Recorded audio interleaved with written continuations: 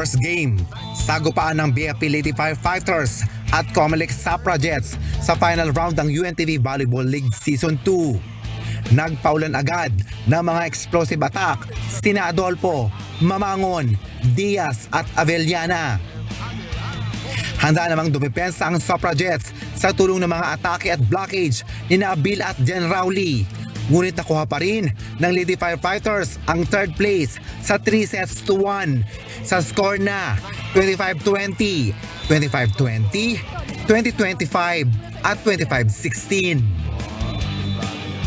Best player of the game, si Pani Adolfo ng Lady Firefighters na may 21 attacks, 3 blocks at 1 ace. Sa kabuuan, nakapagtala ang BFP ng 58 attacks, 7 blocks at 11 aces. Habang ang Comelec ay may 56 attacks, 1 block at 9 aces.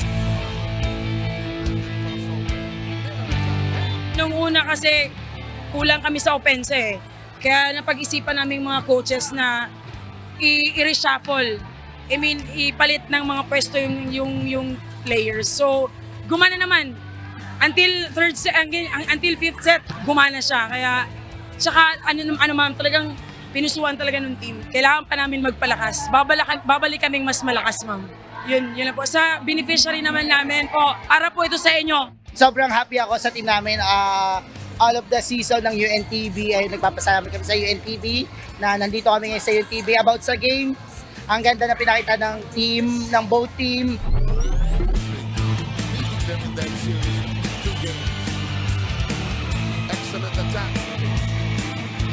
Sa second game, nakipagbakbaka ng defending champion AFP Lady Gunner laban sa PNP Lady Patrollers sa mga sunod-sunod na power attack ni Yongko, Madulid at Hake.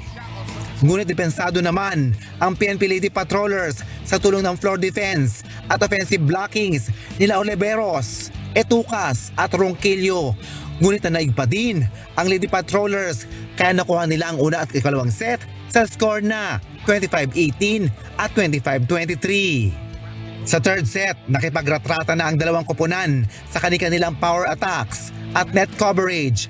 Ngunit dinomina ng Lady Gunner ang laban kaya nakuha nila ang ikatlong set 18-25.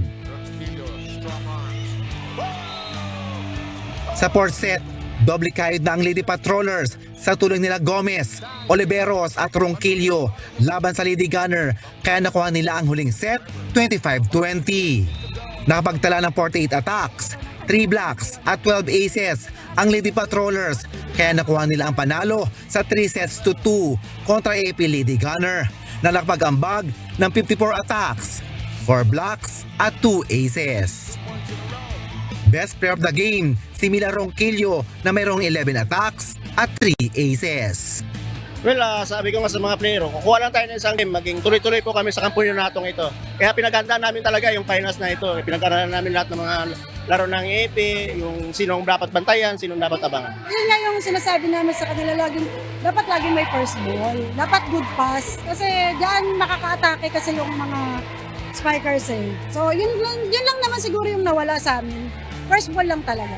Kailangan siguro yung service receive. Parang nagulat sila eh. Although pinapractice naman namin yan, pero ngayon parang nag-i-off sila. Aabangan naman ang isang exhibition match ng ibang koponan sa July 21, 2024, Linggo, alas 3 ng hapon sa Smart Araneta Coliseum. Susunod naman ito ng paghaharap ng Lady Gunner kontra Lady Patrollers para sa Game 2 Best of 3 Series ng UVL Season 2 Championship. Mapapanood ito ng live sa social media accounts ng UNTV News and Rescue at UNTV Sports. Hari Ilagan, UNTV News and Rescue, Diyos ang aming sandigan, serbisyo publiko ang aming pinahahalagahan.